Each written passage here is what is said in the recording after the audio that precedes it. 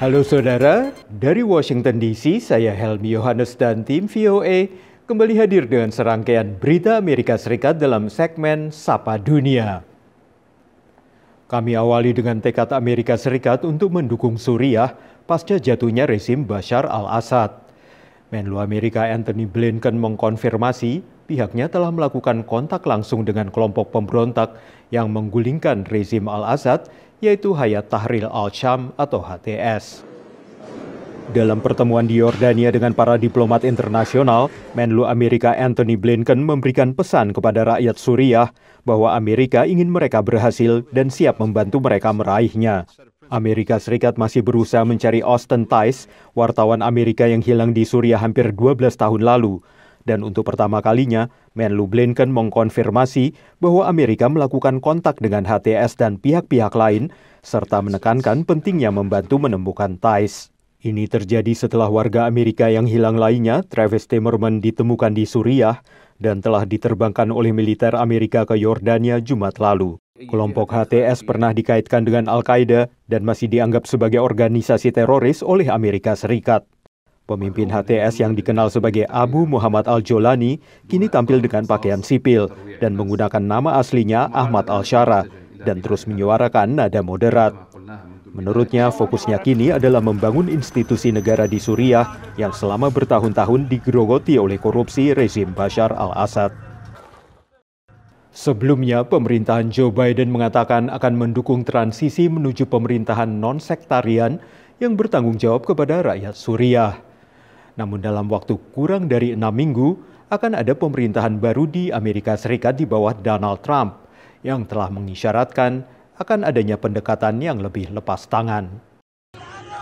Suriah baru yang diakui dan didukung oleh Amerika Serikat. Itu adalah insentif yang digunakan pemerintahan Biden sebagai pengaruh saat terjadinya ketidakpastian mendalam usai jatuhnya Presiden Bashar al-Assad.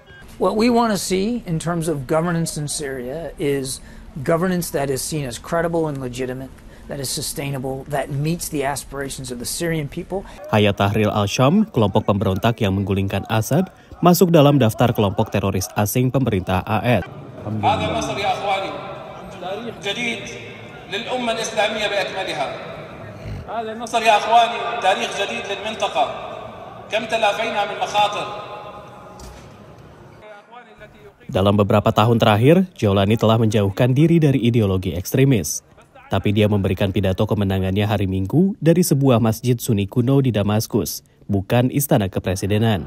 Tanda yang mengkhawatirkan bagi sebagian orang.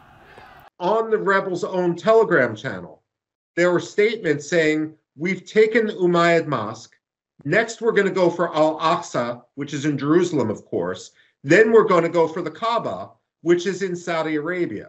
Presiden AS Joe Biden bergerak cepat meluncurkan serangan udara terhadap sejumlah titik ISIS di Suriah pada hari Minggu.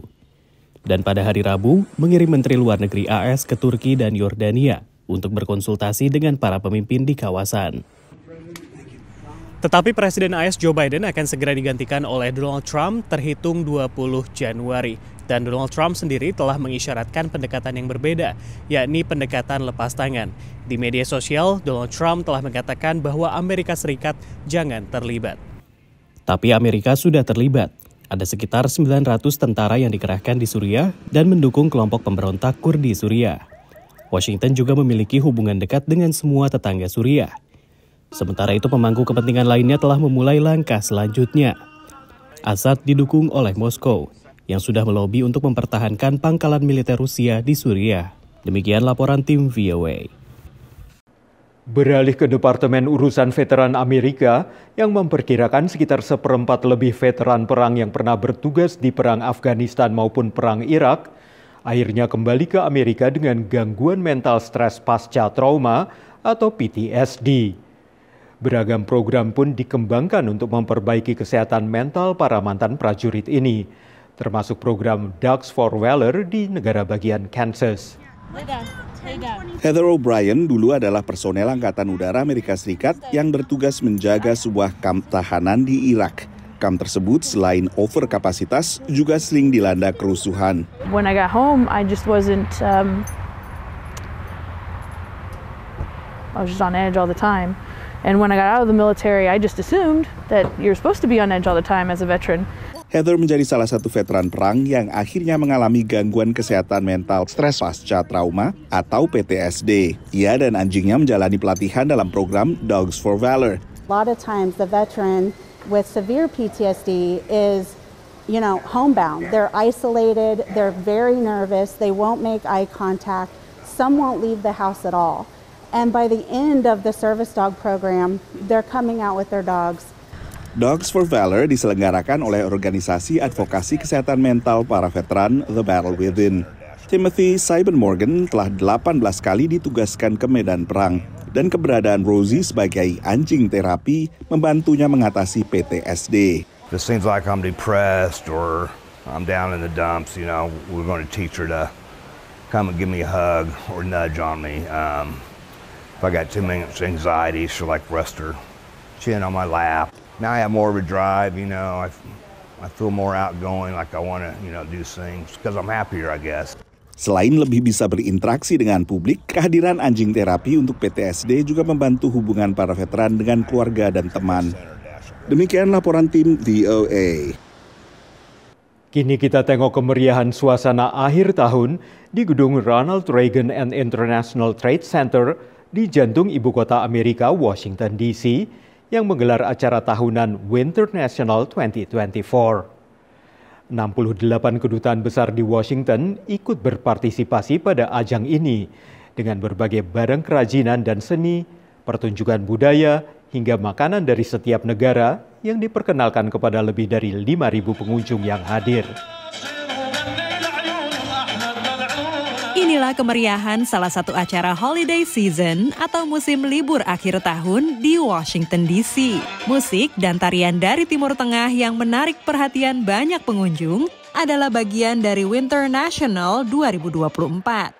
Diselenggarakan di Ronald Reagan Building and International Trade Center awal Desember lalu, acara tahunan ini diikuti 68 kedutaan besar yang mengedepankan keindahan budaya setiap negara. It just helps other people from other cultures, especially U.S., to be exposed to different cultures. It's just beautiful. So I think this is very unique to DC, and I think people should really recognize that we're a world-class city. Lebih dari 5.000 pengunjung yang datang dapat mencicipi makanan dan minuman khas berbagai negara, membeli barang-barang kerajinan tangan, serta memperoleh informasi pariwisata dan perdagangan. Ini kan lagi momentum holiday season. Jadi kita ingin membawa produk-produk yang dekat dengan holiday season, diantaranya hot chocolate, terus premium tea, kemudian juga kita bawa permen atau treats ya. Indonesia, as I was explaining to the lady, is also on my travel list. So this is just my introduction, to the country, and I can't wait to visit in person. Tak hanya negara-negara yang memiliki perwakilan resmi di Amerika, acara ini juga dimanfaatkan oleh Bashara Nassar, Direktur Museum Palestina di Washington DC, untuk memperkenalkan budaya, kuliner, dan produk Palestina. Don't have a representation, we don't have an embassy in Washington DC, so we as a Museum of the Palestinian People, we are here to represent Palestine as a cultural embassy. Dari Washington DC, VOA. Saudara, kami akan kembali dengan Sapa Dunia Senin depan. Terima kasih atas perhatian Anda. Dari Washington DC, saya Helmi Yohannes dan tim VOA.